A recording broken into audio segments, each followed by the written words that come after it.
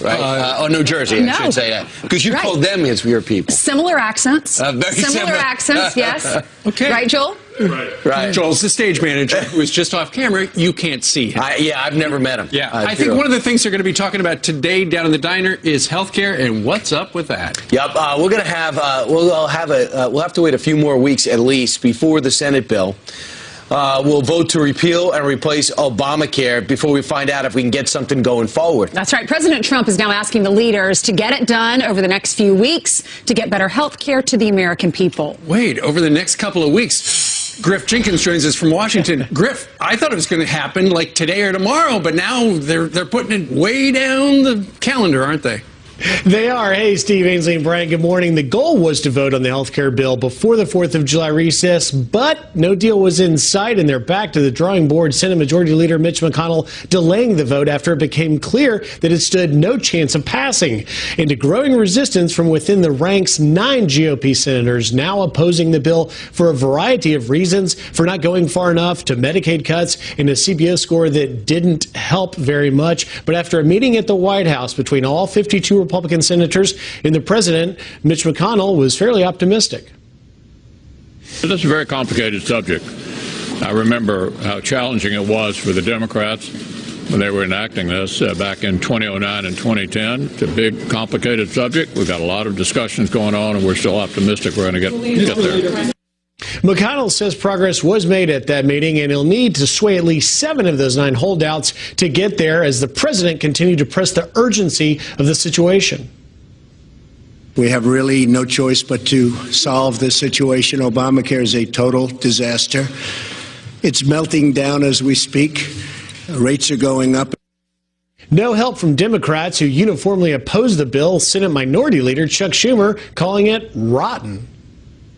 The Republican bill is rotten at the core. The American people are not for big tax breaks to the wealthiest of Americans, nor are they for dramatically cutting their health care. Now, lawmakers leave town on Friday for the recess as GOP leaders hope some time off may change minds. They'll be back in mid-July to give it another shot. We'll see where they get, guys. All right, Griff Jenkins live in our nation's capital. Thank you very much. You look at what happened yesterday on Capitol Hill, the Republican leadership looks terrible. Yes. Also, the bottom line is there's a lot of difference of opinion. You have moderates that aren't happy and conservatives that aren't happy. But, guys, if you ask me who's going to hold up this bill, normally I'd say, well, Ted Cruz is going to be tough to budge. Well, Rand Paul's so dug in. The conservatives said, listen, this isn't right, but I'm going to work. Ted Cruz goes, I want to get to no. Senator Ron Johnson's, I want to get to yes, excuse me. Rand Paul, I like dealing with the president. I want to get to yes. It's moderates that seem to be the ones that would not budge. And Mitch McConnell is literally trying to whip it all together. Well, in fact, I couldn't believe Susan Collins had such a diss to the president. This president is the first in our history who has neither political nor military experience, and that has been a challenge for him to learn how to interact with Congress. Yeah, what does this have to do with the president? You guys get your act together. The president will sign it. Well, I was optimistic when I heard that it might happen over the next few weeks. Because remember, we were talking last week, is this really going to happen before 4th of July? Everyone was like, no, I doubt, very doubtful. But the next few weeks, that's doable. They got to make sure they get it right. So they need to take the time to do that. It's the senators that represent states where Medicaid is very, very popular in their states. And they don't want to vote for something that's going to cost or going to take Medicaid away from people who really rely on it. Sure, absolutely. But it's not taking it away. As you know, they're increasing the spending 20%, but it's not the free money that we're throwing to all those states. We are $21 trillion in debt. The last president, had no business throwing that money out there. From what I understand, though, it is taking Medicaid away, because what Kellyanne Conway was saying is that you've given President Obama gave and gave and gave and gave so many entitlements, and now Republicans, they're going to have to pull some of it back because it was going to people who didn't need it. It's slowing the increase on Medicaid. Ultimately, because we don't know, because they haven't figured out what the final bill is, it would be changed if they ever get to that. But the big question is whether they will, and there are a lot of people in Washington who say it probably won't. And here's the problem. If the Republicans fail to undo Obamacare, which they ran on for many years and promised, you give us control, total control of the government, and we're going to do it. If the Republicans can't do that, you know what? Conservative voters are never going to trust them again, and there will be a wipeout in the midterms. Charles Krauthammer, weighed in on this last night. This is not a failure of communication, as in Cool Hand Luke. This is a failure of expectations. The country does not want to see the entitlements that were handed out by Obamacare retracted. That's the issue. It's not communication. It's not the lack of coordination between the House and the Senate. It's the fact that Medicare was inflated. People are used to what was. They don't want to give it back. That's the reason that Obamacare repeal is in trouble. The country is not where it was 7 years ago. It's the reason that the left usually wins, because when you hand out goodies since the New Deal, it is extremely hard to bring them back. That's the core issue here. Okay, so ultimately what happens is if the Republicans can't get this through, Mitch McConnell's going to have to go ahead and do the Monty Hall thing with Chuck Schumer.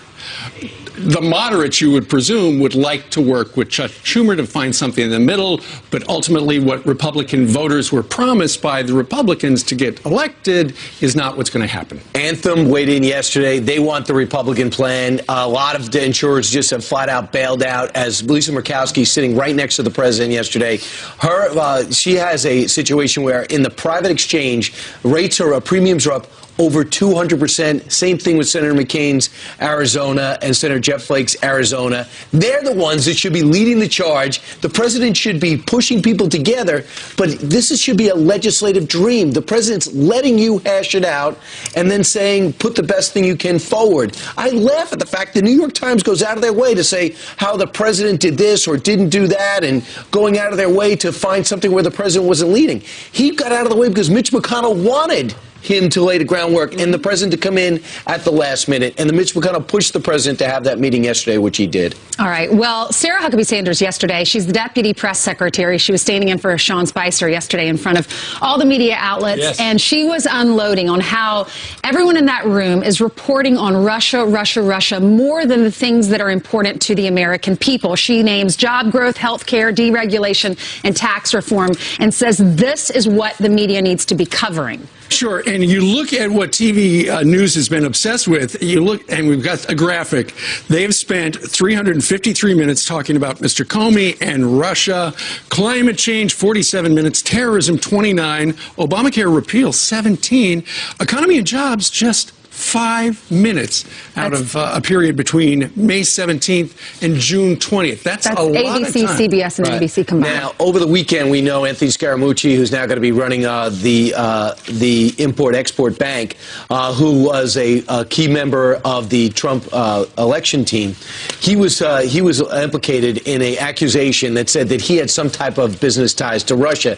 It turns out the story had no merit to it and only had one source. CNN immediately retracted that story and then fired the 3 people in the investigative unit. And then that story reveals that one of the reasons that CNN realized they had to apologize quickly is because they were wrong, number one. And number two is they were going to get sued by a guy that was going to go to the hill to prove his innocence, and that was Anthony Scaramucci. And number three is they don't want to screw up their big merger with AT&T, and that could actually do it if they all have Anthony Scaramucci going after him because you lied and defamed him. Yesterday you had a reporter that was sitting in that room, and he's with Breitbart, Charlie Spearing, and he was saying, why is CNN retracting? Why isn't that enough for President Trump? Why is he continuing the CNN narrative? And do you expect us not to report the possibility of Russia colluding with or trying to change our elections? So she responds to him, and then another reporter, Brian Karem, is that how you pronounce it, Karem? He's with the Sentinel newspapers, which is in the Washington, D.C. area, also happens to write for Playboy magazine. He jumps in. He is just incensed by this. Watch it. We have the video. If the media can't be trusted to report the news, then that's a dangerous place for America. And I think if that is the place that certain outlets are going, particularly for the purpose of spiking ratings, and if that's coming directly from the top, I think that's even more scary. We've been going on this Russia-Trump hoax for the better part of a year now with no evidence of anything. Things like the success at the VA barely get covered. They may get covered for an hour at a time, but this story gets covered day in, day out. And I think America is frankly looking for something better. You're in explaining to everybody right here, right now with those words. This administration has done that as well. Why in the name of heavens? Any one of us, right, are replaceable, and any one of us, if we don't get it right, the audience has the opportunity to turn the channel or not read us. I think you have been elected to serve for 4 years at least. There's no option other than that. We're here to ask you questions. I disagree completely. First of all, I think if anything has been inflamed, it's the dishonesty that often takes place by the news media. And I think it is outrageous for you to accuse me of inflaming a story when I was simply trying to respond to his question. I don't even understand his point. She's saying that you got to be accurate because you make everybody look bad, and he's mad that she pointed it out. We're going to be covering that all morning long. All right. Meanwhile, how would President Ronald Reagan pass health care? More with Tammy Bruce, and look back at what the Gipper said once upon a time.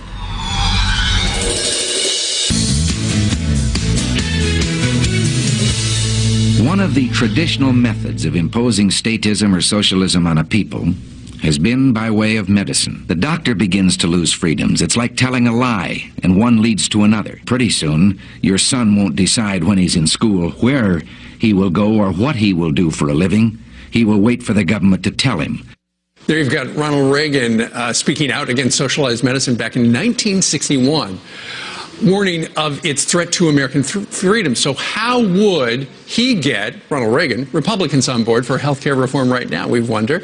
We've called in Fox News contributor and radio talk show host Tammy Bruce. All right, so that was a little audio clip from then a private citizen, Ronald Reagan. Right, still an actor. Something called Operation Coffee Cup. Yes, this was actually an album, a vinyl record. You remember those, of course. Sure. We still love them. And it was sent to groups of women, particularly, who were having gatherings at their home, like tea parties, if you will. It was played at those tea parties, coffee clutches, as they wrote letters to their congresspeople and the senators and telling them, don't implement this program that ultimately became Medicare because it was going to eventually limit people's resources, limit their options. They were going to, doctors would be paid less money. There'd be fewer options. It's kind of what we're experiencing now. It's kind of exactly what we're looking at. It's the same thing. So Reagan, of course, and conservatives, there was another alternative, which was block grants to states to help people. It's not that we wanted people who didn't have resources to not get health care. It was about the method. And Reagan's concern, and our concern now, of course, is also that the moment you take a step, and the liberals at the time argued this, that the moment we get our foot in the door, it will cascade into socialized medicine. And the problem, as we now see with Obamacare and around the world, is that there is less money for doctors, there are fewer doctors, you wait forever for an appointment, the care is not as good, there's less innovation. So, of course, we recognized that over 50 years ago, and it's happening now. Reagan as president, though, so even as a private citizen, he was involved. He was right. And Reagan as president, I think that in this kind of a dynamic, he was excellent at getting legislators to do what he needed them to do. President Trump has been relying on Mike Pence and Reince Priebus in this regard, and I think that what Reagan would tell Trump is for him to get more personally involved, deal with the legislative process, and have I think, more of a stick than a carrot for people. Sure, but for Mr. Trump's problem right now is the Republican caucus. You've got some people in the middle, and they do not get along ideologically with the people on the far right. Yes. Now, Reagan had the same problem. Actually, this is not new. The Republican establishment at the time did not want Reagan as president. It was the same issues. Sounds familiar. The swamp versus change and something that's new. I think, though, that what Reagan did, even with this coffee clutch dynamic in the early 60s, was getting people involved, having his back, engaging the people. It's kind of like the first podcast, engaging people to make the difference for him. Interesting stuff. The past is prologue. Yes, exactly. Tammy Bruce, thank you very much. My pleasure. All right, coming up, well, we got a warning for you. The video is disturbing. A man is smashed by a bus as he crosses the street, but you have to see what he does next. Oh, my goodness. Good Wednesday morning. Some quick headlines and a Fox News alert. A brazen attack on a Supreme Court building overnight. A stolen police helicopter flying overhead and firing grenades in Venezuela.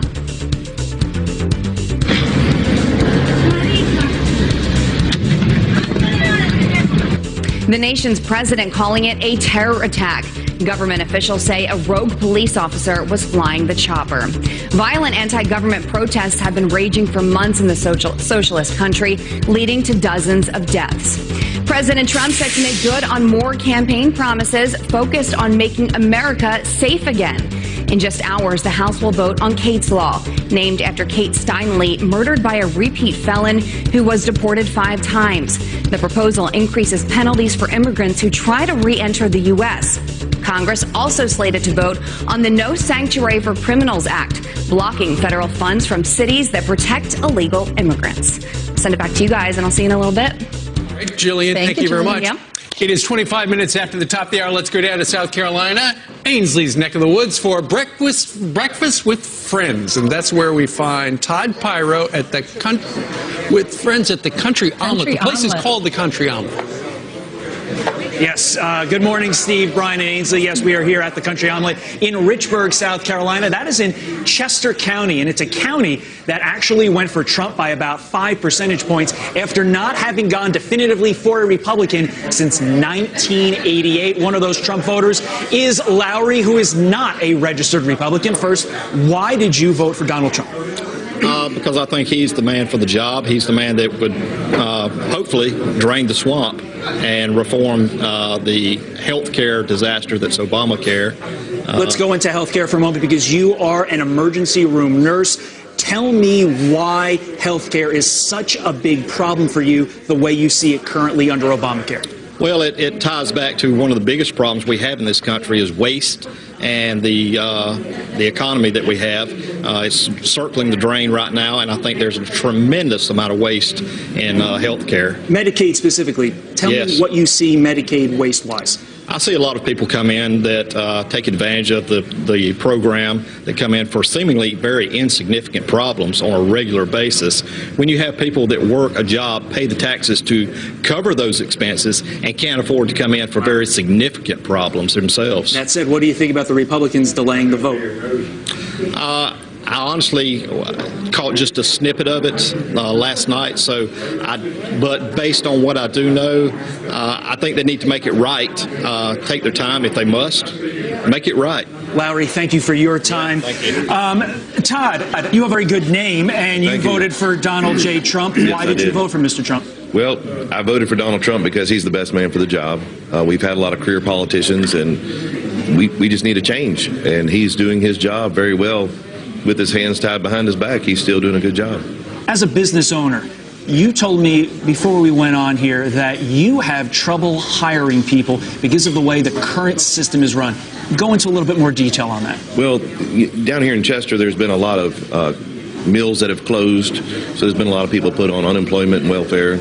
And so when we're trying to hire people and offer them a $10 an hour job, people can make more money sitting at home on the couch drawing a check. And when they're sitting at home drawing a check, it's hard for me to hire somebody. So the government is basically my biggest competitor in trying to hire a workforce. What do you want to see Donald Trump do to change that? Well, if he would give some tax credits to the small businesses so we can pay more money to our employees, and maybe do drug testing for people to get a welfare check. You have to do drug testing to get a job, so do drug testing to get a welfare check. If you don't pass your drug test, you don't get a check. That sounds like a Mick Mulvaney plan. Ironically, this is his former district. Todd, thank you for your time. Welcome. I'm going to go over to Erin. Erin, you voted for Donald Trump. Why? I certainly did. Donald Trump, he brought a different enthusiasm, especially to the Republican Party. He doesn't always speak and say the right thing, of course, or the right wording, but it all comes from a good place. He speaks just like we do, and I think that's what resonated within the entire country. You are a stay-at-home mom. I am. The most important job there is. I am the product of a stay-at-home mom. I love my mom to death. Talk to me about the issues that you're concerned about, specifically this lack of civility you see in society. Yes. College campuses are completely out of control. I hear all the time that Republicans need to be more diverse, or the country needs to be more diverse, and I think that diversity needs to start on our college campuses. Because right now, the only intolerant thing that we face on college campuses campuses are conservative views. Those are not tolerated, and I think that's our generation. That's the next generation coming into the workforce, and I think that there needs to be a lot more diversity starting at our college campuses, faculty and students. Erin, thank you for your time. You. We've got a lot more to come here in Richburg, South Carolina, but for now, we'll send it on back to New York City. Oh, Great tell them points of all view. hello. Absolutely. It's a great state. All right, Todd, thank you very much. Well, still ahead, President Trump isn't the only one fighting fake news. What Sarah Palin just did that's making headlines this morning. Plus, more of my exclusive interview with Speaker Paul Ryan. He took me where few have ever gone before. In fact, no one has gone and asked a question. A Republican leadership meeting. You'll find out what I said and what they said. America's most dangerous enemies, Brett Velikovich. Good morning to you. Good morning, Brett. Brett, we never see this side of it. We hear about a kill, a strike, and that's it. We don't know about what went into it.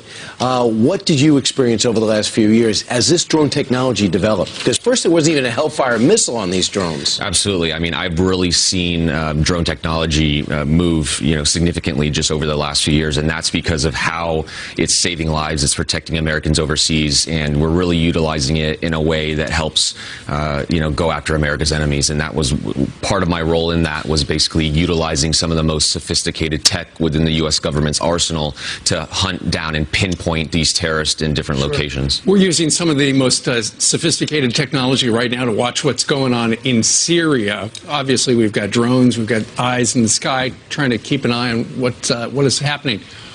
What sort of advice would you give right now on how we should proceed? Well, I think we definitely have to draw the line with Syria, especially with all the recent news about the chemical attacks. We've got to be more aggressive. We've got to really ensure that we're not letting them push us around, and especially when innocent lives are being lost over there, we've got to do something. I mean, that's what America does best. You saw the pictures of the children that were killed in the last chemical attack. How should President Trump respond, though, specifically, if it happens again?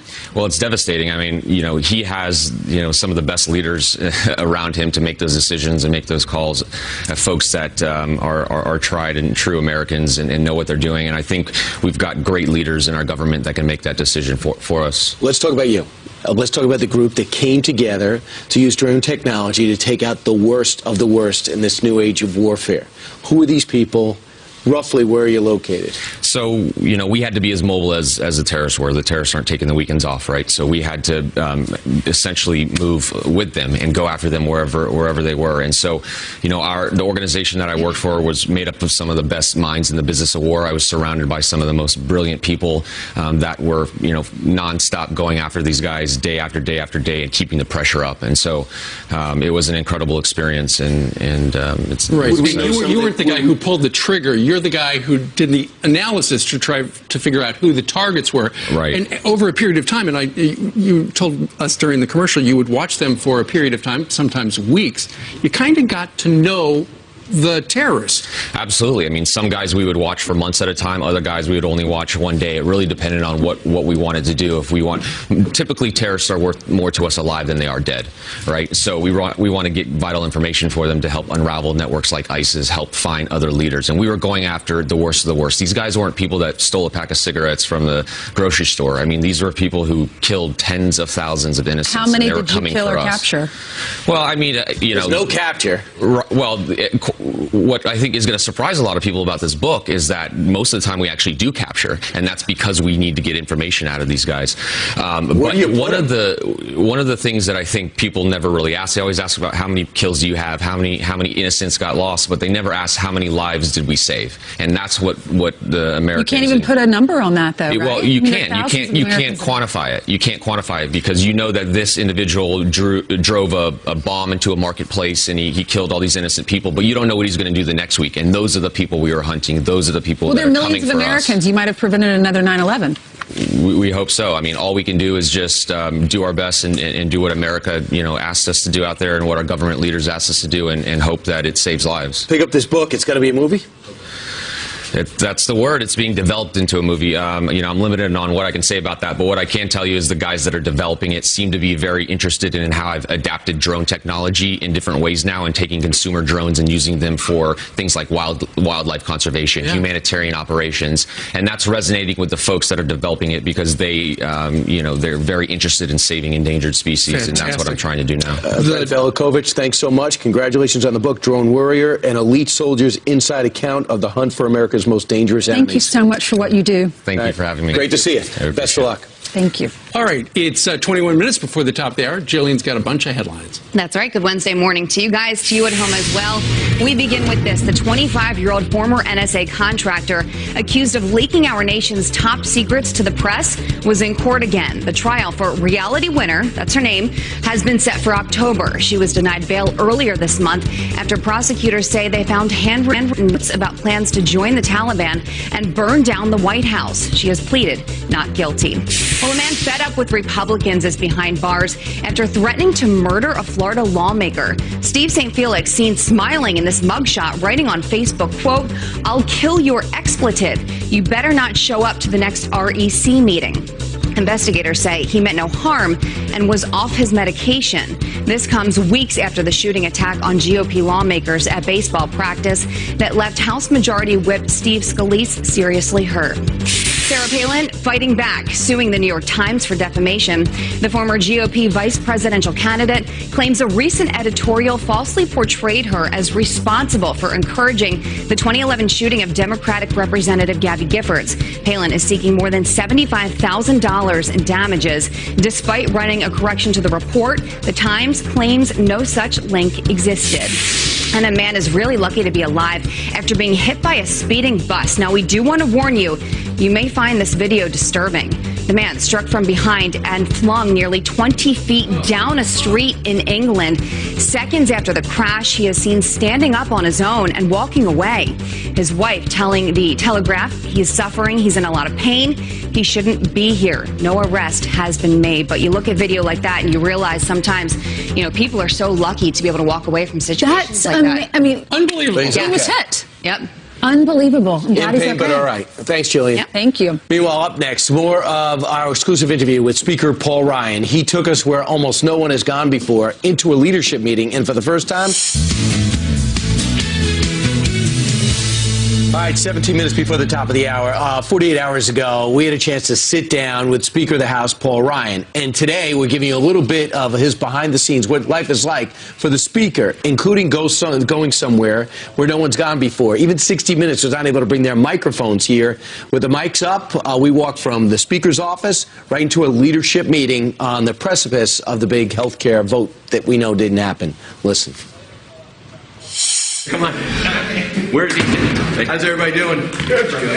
You guys know Brian, right? Good to see you. How are you? Good. How are you? You're pretty blue today, aren't you? Yeah. Is that a problem? No, it looks good. Partial to red. I know. I heard about that.